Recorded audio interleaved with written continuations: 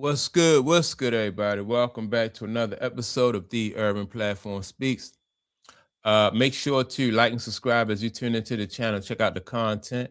With that being said, man, I just want to speak on LeBron James. You know what? I made a video yesterday about LeBron James not like winning games, like big games, monumental games, like milestone type games, like when he passed Kareem Abdul-Jabbar. That game when they wanted to honor him for passing Kareem with the scoring. He lost that game. The other game, the last time they played against Detroit Pistons was like his birthday game. You know, he lost that game. And there's a lot of different games that come up, monumental games where it seemed like other superstars in the past were able to get past, you know, like to muster up enough enough energy and enough determination where as though they can win those big games and those milestone games to make that moment even more special, right? But not LeBron James. And here we are in LeBron James's 23rd year. And I think he's going out sad. I said probably about 2 years ago, about 3 years ago, I said, you know, when people were really, this GOAT debate was really starting to get really heavy. And I just knew it wasn't no debate between LeBron James and Michael Jordan, right? It wasn't no debate, but you know, like how you gonna skip over Kobe, Magic, Bird, and all those guys, right? And then just go straight to Mike. It wasn't no debate. And people wanted to use that longevity as part of the debate. And you couldn't really get his fans off of that longevity, off of that, right? That point about longevity. So I said probably like 3 years ago, I said, I hope LeBron, the longer he plays, the more evident it's going to become to everybody that he is not, he's not the GOAT or should be even in that GOAT conversation. And so here we are like 3 years later. And I'm glad, I'm glad he continues to play. I hope that LeBron James play not only this year for the Lakers, but I hope he play at least one more year after this, right? So, 24, 20, the longer he play, like the more obvious it's becoming that all he's doing is padding his stats. So, here you 23 years in, you have three championships and one with an asterisk. So some people want to give him four. You can give him four in 23 years, you can give him four. That's cool. But that's not better than Tim Duncan. That's not better than Kobe Bryant. That's not better than Magic. That's not better than Bird. That's not better than Steph Curry. Like it's just not better than a whole lot of guys that he put himself above, right? So I was listening to the guy Scat from Scat Attack, and he just was making some points too about LeBron James. And what I want to do is I want to listen to the audio from Scat Attack, and he's speaking mainly about LeBron James getting blown out on his birthday. And LeBron, and to me, and this just goes to the point that it's not for LeBron James is not about winning, right? And so he's just basically worried about like putting up some numbers and just to make it look like he was, I don't know, like he was dominant. But the numbers to me are not, it's more to it than just a number. So let me play what this guy Scat was saying about LeBron James going out sad on his birthday. Well, LeBron James is already the career leader in minutes played in the regular season and playoffs in NBA history by a considerable margin, logging 5,299 more minutes than Kareem Abdul-Jabbar, who is second all time.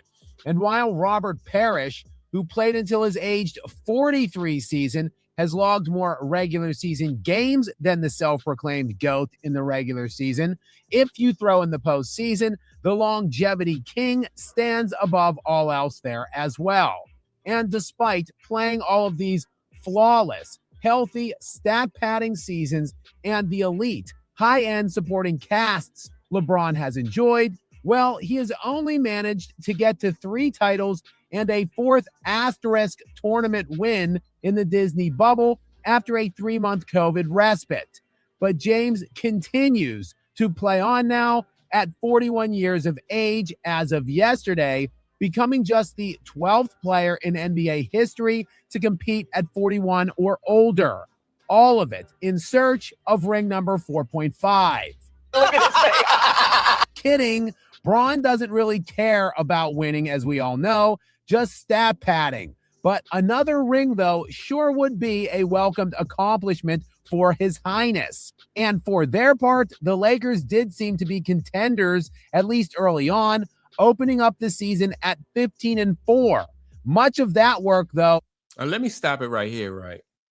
Just imagine if LeBron James did win another ring. Like this is like his 23rd season. So that would give him 5 rings in 23 seasons. That means that out of 11 times going to, 11 championship series, he would have won 5 rings. That's still not a winning percentage.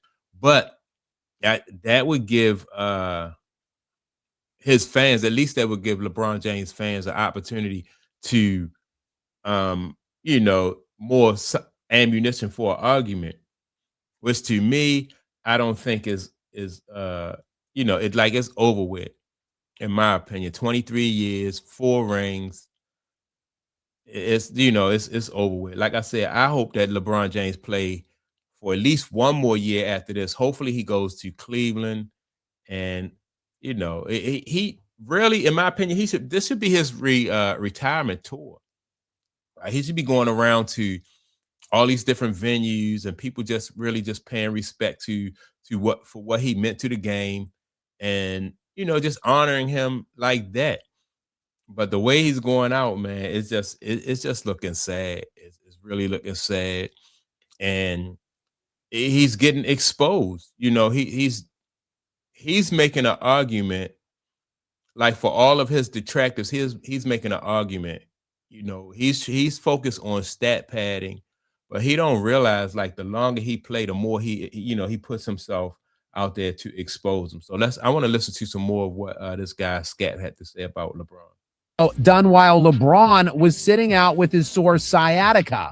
Alas, LA has now gone just 5-7 in its last 12 and have unbelievably now lost by double digits in all 11 losses this season. Their most recent bit of humiliation last night on the Chosen One's birthday, a 128-106 beatdown at home by the Detroit Pistons. James brought 2025 to a close and his personal year 40 by dropping 17 points on 6 of 17 from the field in 31 minutes and registering a -16 for the game. Though, in fairness, almost everyone was a minus last night for LA, as they had 20 turnovers for the game. But as JJ highlighted in his post-game press conference, well, the Pistons were just fouling on every play. I said it. Now, this is crazy, right? For JJ Redick, man, like, JJ Redick is really screwing up his career. He's messing up, like, his potential coaching jobs moving forward. When you start to make excuses like this and saying that listen to what he said about Detroit Pistons and their defense. In here, we said it this morning, they're going to foul every possession. It's just, you got to play through it. And man, it is still wild to hear anyone associated with the LA Lakers complaining about officiating for a change. But Redick went on to highlight that this team is still, kind of trying to find their identity. Still trying to figure that out. And I know it's maybe a cop out, and probably is, but the flow of lineups and rotations and all that has been challenging for everybody, not just the coaches. It's a challenge for the players, and building an identity is difficult. Yeah, this was not. I don't know, like, what type of influence or that LeBron James and clutch management have, whereas though JJ Redick can't even be honest with the media. Like, he's making excuses about Detroit is fouling every time down. This is I never seen anything like it, where I just never seen anything like it. And I think that if LeBron James had this type of influence, where JJ Redick is really afraid to tell the truth, man, this is crazy. This is crazy. Everybody can see that. Look, like if you listen to all the podcasts of guys who have played basketball before, like everybody is on the same page, man. That like LeBron James look old. He's not playing defense. Some people are saying, they acknowledge that he's not playing defense, but they saying like, what should you expect from somebody who's in their 40s, been in the league for 23 years? You should expect that their minutes get cut.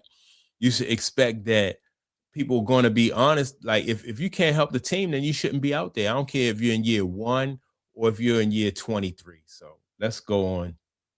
A very happy birthday for LeBron, as he wasn't even allotted much time in his post-game presser to glaze himself. Though the final question he got was a softball on what kind of advice he would give his younger self. There's no substitute for hard work. I think hard work and dedication, if you want to be great, going to pay off. Okay, so he said there is no substitute for hard work and dedication. That's his big problem. Like if he had to put the work in to get his game better, like Kobe did, like Magic, like Mike, like Bird, all those guys, LeBron still don't have he can't play with his back to the basket. He still don't have a mid-range game to speak of. And you had 20 years to develop these skills. He still turns the ball over at a high clip where, like Magic and Bird, they and Isaiah, those guys protected the ball. Mike protected the ball. This guy, man, and he speaks about hard work and dedication. He just never really put that work in.